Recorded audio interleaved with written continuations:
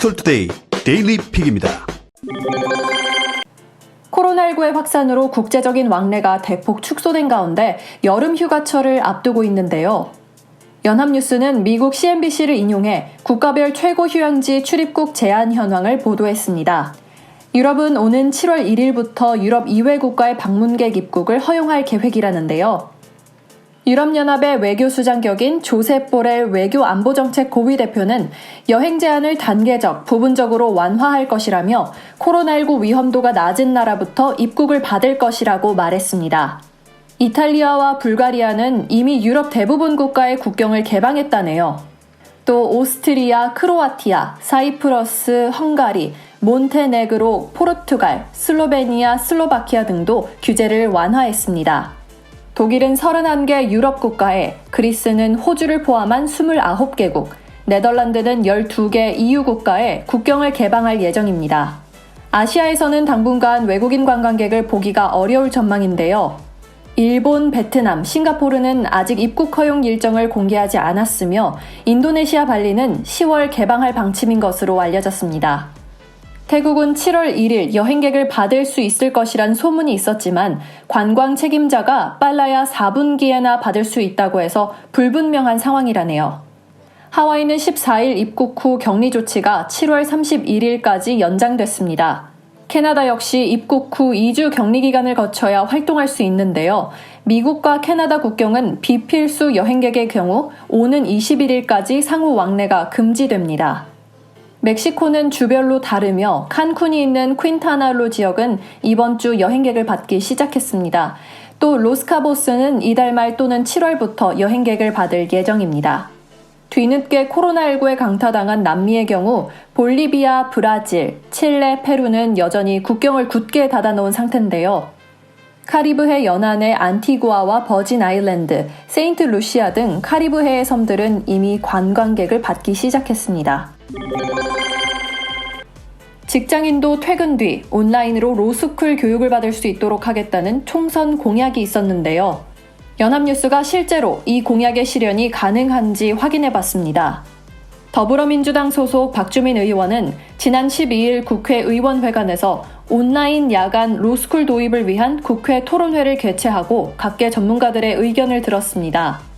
4.15 총선을 앞둔 지난 3월 11일 더불어민주당 정책위원회가 공정사회부문 공약으로 내건 직장인과 사회적 약자를 위한 방송통신대 야간 로스쿨 도입을 향해 본격 움직이기 시작한 것입니다.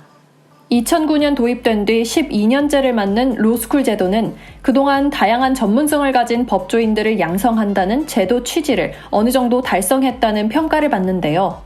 하지만 비싼 등록금과 긴 교육 과정으로 인해 생업을 유지해야 하는 일반 직장인들은 법조인이 되고 싶어도 로스쿨에 진학할 수 없다는 불만이 제기되어 왔습니다. 이 때문에 직장인이 생업 활동을 계속하면서도 로스쿨 교육을 받을 수 있는 대안 로스쿨을 만들어야 한다는 요구가 나왔고 이미 직장인을 위한 온라인 원격 교육을 실시 중인 한국방송통신대학교에 로스쿨을 설치하자는 논의로 이어졌습니다. 우선 교원과 관련해 로스쿨 설치 및 운영에 관한 법률은 로스쿨 운영을 위해선 겸임교원을 제외한 교원 수가 최소 20명이어야 한다고 규정합니다. 교원 학생 비율도 교원 1명당 학생 15명을 넘지 않도록 한다네요. 현재 방송통신대 법학과 전임교수는 총 9명으로 이들이 모두 로스쿨 전임교수로 임용되더라도 로스쿨 운영을 위한 최소 교원 수에는 미치지 못합니다. 로스쿨을 설치하기 위해선 최소 11명의 신규 전임 교수를 추가 채용해야 하는 것이죠. 로스쿨 설치, 운영법에 따라 교원의 20% 이상을 5년 경력 이상의 변호사 또는 외국 변호사로 채워야 하는 것도 쉽지 않은 일입니다. 현재 방송통신대 법학과 전임 교수 중 변호사나 외국 변호사 자격증을 가진 전임 교수는 1명뿐입니다. 또 강의실이나 교원 연구실, 법학 전문 도서관, 모의 법정, 세미나실, 행정실, 정보통신시설 등 교육을 위한 물적 설비도 새로 갖춰야 하겠네요. 모두 로스쿨 설치 운영법 시행령의 설비 요건으로 제시된 것인데 온라인 원격 교육을 하는 방송통신대에 그대로 적용할 경우 버겨울 정도의 물적 투자가 필요한 상황입니다. 이젠 쓰레기 분리수거는 모두의 상식이자 생활습관이 되어가고 있는데요. 이렇게 수거된 재활용 쓰레기들의 활용에 대한 관심이 커지고 있습니다. 조선비즈는 화학업계가 벌어진 페트병으로 옷과 신발을 만드는 친환경 사업을 키우고 있다고 보도했습니다. 미국 아이스박스 제조업체 이글루는 지난해 세계 최초로 생분해 아이스박스인 리코를 선보였습니다. 재활용 목재 펄프로 만든 이 제품은 토양에서 자연스럽게 썩어 분해되기 때문에 스티로폼으로 만들어진 기존 일회용 아이스박스 제품의 친환경 대안이 될 것으로 회사 측은 기대하고 있습니다. 스티로폼은 온실가스를 배출하고 매립지에 폐기된 후에도 수백 년간 분해되지 않는데요. 여기에 미세 플라스틱으로 잘게 부서진 스티로폼은 바다로 흘러들어가 해양 생태계를 오염시키는 등 환경에 치명타를 입히고 있습니다. 플라스틱과 스티로폼의 유해성에 대한 사회적 인식이 나빠지고 환경 친화적인 대안을 요구하는 목소리가 커지면서 지난 1937년 스티로폼을 처음 개발한 미국 최대 종합화학회사 다우케미칼도 대책 마련에 나섰습니다. 다우는 플라스틱 쓰레기 문제를 해결하기 위해 여러 플라스틱 재활용 사업을 추진 중인데요. 플라스틱 쓰레기를 가열해 연료로 전환하거나 폐플라스틱으로 개질 아스팔트를 만들어 미국, 베트남, 인도 등의 도로 건설에 사용하는 노력이 대표적입니다. 원유를 기반으로 화학 제품을 만드는 기업들은 굴뚝 산업의 특성상 수시로 환경오염 물질을 배출하는데요. 최근에는 기후변화 대응을 강화하는 세계적 흐름에 발맞춰 친환경 중심으로 사업을 재편하고 있습니다. 업계는 친환경에 중점을 둔 신기술을 개발하고 도입하는 과정에서 장기적으로 비용을 절감하고 신사업을 육성해 탈석유 시대를 대비할 수 있을 것으로 보고 있습니다. SK종합화학은 현재 20% 수준인 친환경 제품 비중을 2025년까지 70% 이상으로 늘리겠다는 사업 목적을 제시했습니다. LG화학은 지난달 뉴 비전을 선포하면서 석유화학 부문에서 이산화탄소 저감과 폐플라스틱 재활용, 바이오 기반의 친환경 플라스틱 개발 등을 추진한다고 밝혔습니다. SKC는 잘 찢어지거나 늘어지는 기존 생분해성 바이오 플라스틱의 약점을 보완한 고강도 생분해성 바이오 플라스틱 실증 사업을 화학연구원 등과 함께 추진하기로 했습니다. 롯데케미칼도 버려진 페트병을 수거해 친환경 의류와 신발을 만드는 프로젝트를 연초부터 진행 중입니다. 테슬라 같은 신기술을 탑재한 자동차는 전기로 구동된다는 특징도 있지만 자율주행 기술이 구현된다는 점에서 큰 관심을 끌고 있는데요.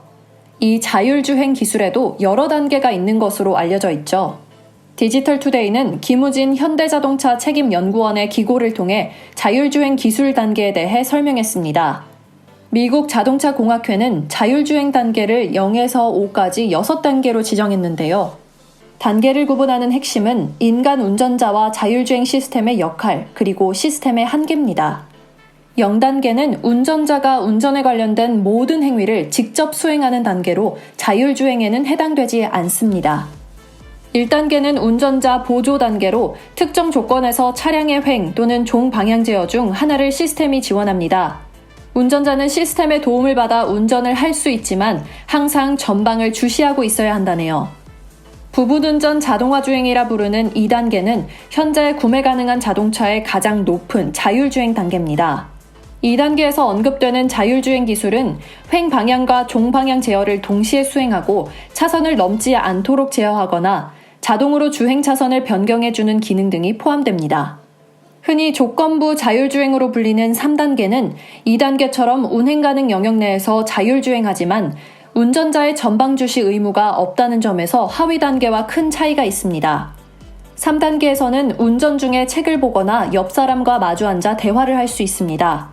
하지만 자동차가 운행 가능 영역을 벗어나거나 인간 운전자의 개입이 필요한 상황이 예상된다고 시스템이 판단하면 운전자에게 직접 운전대를 잡고 자동차를 제어하라고 요청하게 됩니다. 아직 3단계 자율주행 시스템을 양산해 판매하고 있는 회사는 없는데요. 2018년 아우디가 트래픽잼 파일럿을 통해 세계 최초로 3단계 자율주행 시스템 차를 양산하겠다고 발표했지만 지난 4월 이를 취소했다네요. 4단계와 5단계 자율주행 단계에서는 인간의 역할이 없습니다. 오로지 탑승자가 되어 택시나 기차를 타는 것처럼 취침을 포함한 모든 것을 할 수 있습니다. 이를 위해서는 3단계에서 인간 개입이 필요했던 긴급하거나 특정한 상황에서도 시스템이 스스로 대응할 수 있어야 하는데요. 4단계와 5단계 자율주행의 차이는 운행 가능 영역에 대한 제한이 있느냐 여부입니다.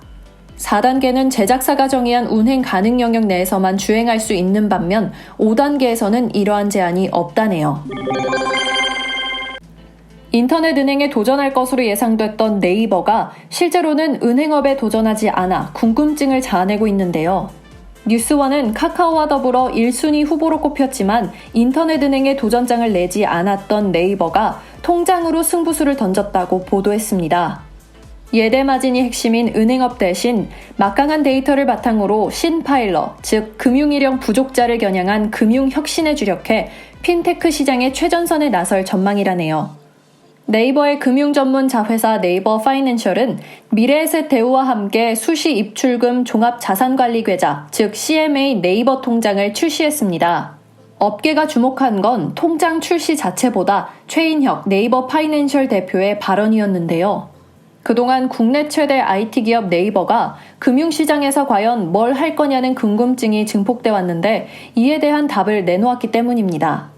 최 대표는 신파일러를 위한 금융을 하겠다는 점을 분명히 했습니다. 그는 금융 이력이 부족해 사각지대에 머물러야 했던 사회 초년생과 소상공인, 전업주부 등 금융 소외계층을 아우를 수 있는 서비스로 금융시장에서 새로운 가치를 창출하고자 한다고 밝혔습니다. 국내 검색 포털 시장을 사실상 장악한 네이버는 지금껏 내놓은 서비스마다 독과점 논란에 휩싸였는데요. 네이버가 기존 금융권과 별다른 차이점 없이 시장에 진출해 전통적 비즈니스 모델대로 예대 마진이나 노린다고 하면 거센 비판은 불보듯 뻔한 상황인 것이죠. 앞서 네이버는 2017년 K뱅크와 카카오뱅크가 인터넷 전문은행 시장에 진출할 당시에도 이 같은 여론을 의식해 뛰어들지 않겠다는 게 업계의 대체적 시각이었습니다. 네이버의 힘은 단연 데이터인데요. 네이버의 각종 서비스 가입 시 요구되는 개인정보는 물론 이용자들의 검색, 쇼핑, 결제 이력 등 온갖 데이터를 쥐고 있습니다. 네이버는 상반기 네이버 통장을 시작으로 일반 이용자들도 적은 금액으로 할 수 있는 주식이나 보험 상품 출시를 검토하고 있다네요. 네이버가 금융시장 본격 진출을 앞두고 이용자들의 금융정보를 쓸어 모으는 마이데이터 사업에 도전장을 낸 것도 눈여겨볼 지점입니다. 마이데이터 사업은 고객이 동의하면 각 금융사에 흩어져 있는 개인정보를 하나의 앱에서 통합 조회, 관리하는 것으로 지난 1월 데이터 3법이 국회를 통과하면서 7월 5일 시행을 앞두고 있습니다. 모든 금융 서비스를 한 번에 관리하기 원하는 이용자들을 끌어모으는 동시에 카드, 은행, 보험업을 직접 하지 않더라도 고객의 카드 결제 내역이나 은행 계좌 정보까지 확보할 수 있다는 점에서 네이버를 포함한 116개 회사가 사업 진출을 희망하고 있습니다. 행복한 하루 디지털투데이였습니다.